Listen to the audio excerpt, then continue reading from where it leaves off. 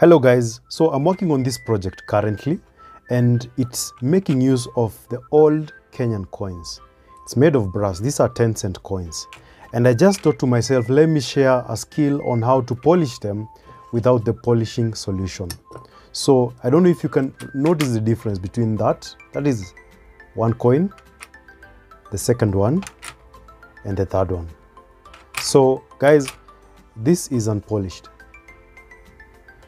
whereas this is polished using the polishing liquid. You see how shiny it is, whereas this one is polished without the polishing liquid.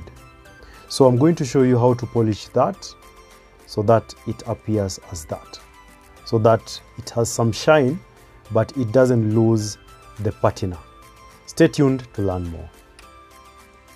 So all you need is a cotton pad or a cotton cloth or your jeans.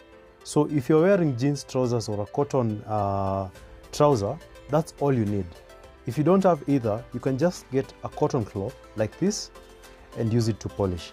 So in my case, I'm going to be using my studio trouser, which is made out of 100% cotton.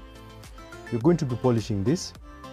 So all you do is hold it with your nails like that, ensuring that you have a good grip to it, and then turn it on that side that you want to polish, and then just rub it. Just rub it constantly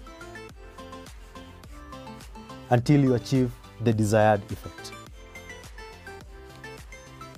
This technique ensures that you don't get all the parts shiny, as opposed to the brass polish, which once you polish it, it gets rid of the dark areas, which have very beautiful patina. I'm also going to do that on this fabric. If I just bring one that is unpolished, like that one, and this one is polished. So this one just polishes the top part of the coin, you know, the engraved parts, the writings and the portraits. So guys, my hope is that you learned something new today.